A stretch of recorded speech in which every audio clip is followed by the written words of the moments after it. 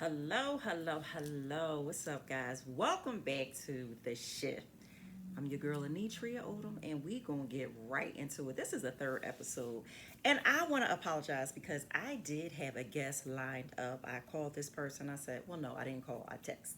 I said, listen, I have a very interesting topic that I want to talk about, and I think you will be good for it. It's actually a family member of mine. We have the same father, but different mothers. And so the topic was the fatherless child.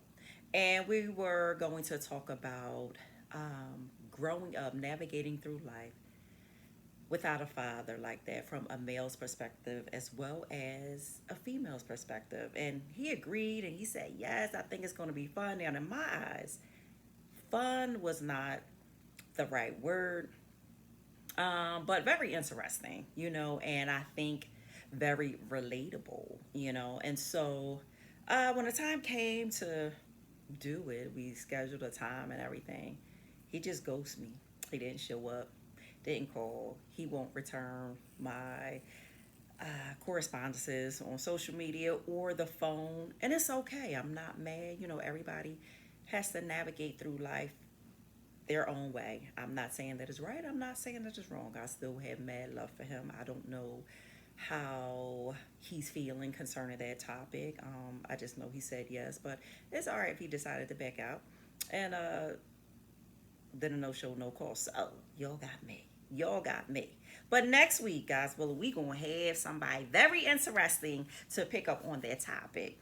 But today, I want to let y'all know I started therapy for the very first time ever. Now, a couple of years ago, I was like, all right, I know I need to do it. I want to do it, but I just didn't have the time.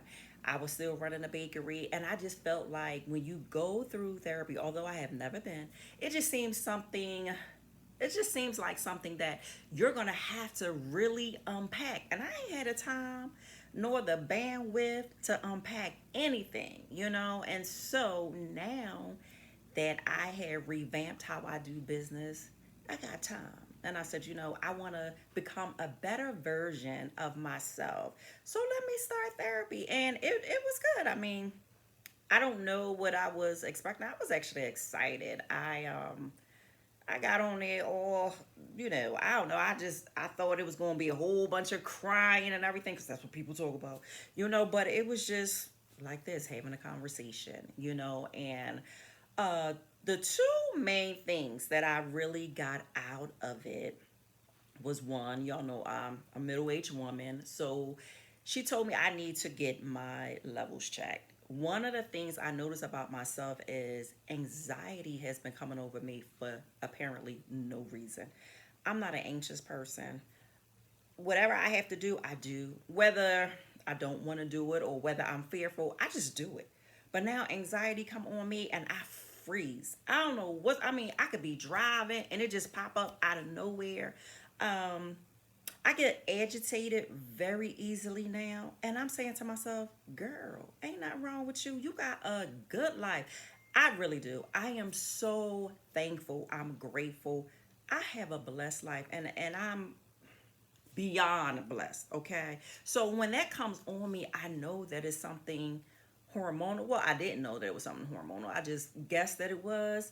But I'm like, something ain't right. And so she told me, go get your levels. I forgot to grab my phone and bring it over here. I don't even know where I hear it. But anyway, so that was great. I said, okay, I'm going to go and get my levels checked because my clap back game. Now, I ain't going to start no argument. I ain't going to start no fight. But say the wrong thing and I'm going to clap back. And I don't want to be like that. Like, I'm not like that. I could walk away. Listen, I don't want the smoke. I don't want no smoke, But lately, I'm like, bring it. I'm all for it. I want all of it. And who wants to be like that? I don't want to be like that. I'm not like that. So those are some good things that I got out of the first session. And also just setting boundaries, setting boundaries even for family member, even for, parents or whatever, they say she told me I was in the sandwich era, which I never heard of that. your parents are older and you are finishing up raising kids, so you're right in that middle. And I was like, oh, wow, okay. And so, just learning this state. I told y'all before, this is a different phase in life for me. And so, this is a version of myself that I have to learn. And just sitting still, it's okay to rest. I'm still learning that part. Yo, I feel most productive when I'm doing something, so that's why the bakery was so fulfilling. And she told me, because I said to her, I want to really let it go. I feel like a part of me is still holding on, holding on. And she said, of course, because you built it from the ground up. You built something, and you built something that was successful. And so I said, well, how can I just release it and just let go? And she told me, write a goodbye letter. Yo, I almost went into panic mode. Like, and I was trying to grab on. Like, no, I don't want to say goodbye. Maybe I'll talk to you later. See you soon, even if it's not the truth. But I didn't want to say goodbye. So the first couple of days I did not do it. But then after a while, I was like, all right, let me do my homework assignment. What you go to therapy for if you ain't gonna do it, right? So I sat down and I began to think about, because she said, write about what it meant to you, what it brought you, and what are you releasing.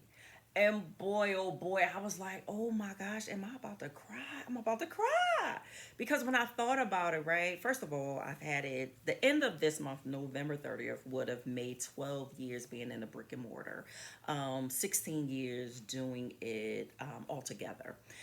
But when I think about the building and all that it meant to me, it was my sanctuary. It was the place I prayed. It was the place that God showed up time and time again. It was the place that stretched me.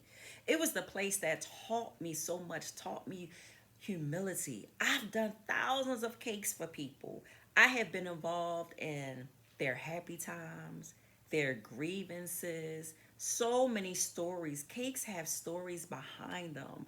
Like I told y'all before, praying with my customers, having them pray with me. They bring me things back from vacation. They just stop in to give me gifts, and just those conversations, those intimate times. It was community for me.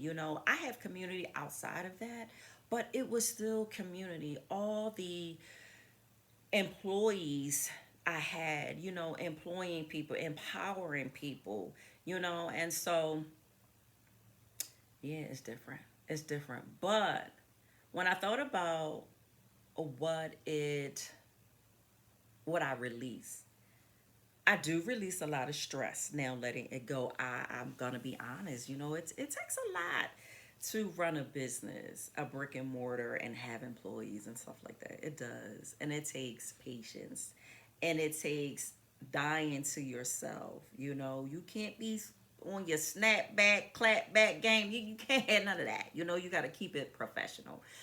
And now I am able to rest. I'm able to rest my body, rest my mind, rest my spirit. And I'm still learning how to do that. When I get up in the mornings, I'll be like, all right, what I'm gonna do now? I have a whole list of stuff. It's like, for what? Just sit down and be in the moment. Settle yourself, settle your mind. Just be present. And so I'm learning that. So letting go of the building, and that's all it is the building. Letting go of the building is teaching me just how to do those things, and I run into my customers out in the street and I miss them so much. I do, but I don't miss them enough to go back and do it the way that I was doing it. And one of the things that I also learned is that a storefront doesn't mean that's the only way success could come. There's so much that I still want to do, and I do believe that God puts multiple things in people. Some people, they get something and they want to stick to it, and that is it, and that's fine. But I know for me, I'm not one of those people. So I am excited. I am excited about releasing, and I do feel like I am one step closer. I'm one step closer, and it gives me my time back. It's nothing like having your time. Time is something you cannot recover. You can recover money, you can recover other things, but time, it keeps on ticking. So I am so glad to have that back. So next week, God's willing, I'm going to have a special guest on because we are going to talk about the fatherless child. Me. Okay, we're going to talk about how you maneuver in life as an adult, as a mother, as a parent, um without ever having that. But one thing I will say, God always gives you what you need to fulfill your God-given purpose here on this earth. He has a way of redeeming things, only him. And I'm so grateful that I have the relationship because I believe that's why I am stable. And I'm grateful just knowing the word of God and walking in God's word. It just helps to fill voids that were there. It helps to bring closure because you're not going to always be able to bring closure to relationships or to people or things like that. Okay. So I don't want to give up the goodies right now. And I want to save it for next week. So please be sure to tune in next week. Set your alarms, tell your friends. And if you like what you're hearing and it is relatable to you, I would like it that you become a part of this community. Like, share, and come back again. All right. Thank you so much. I love y'all. I'll be back.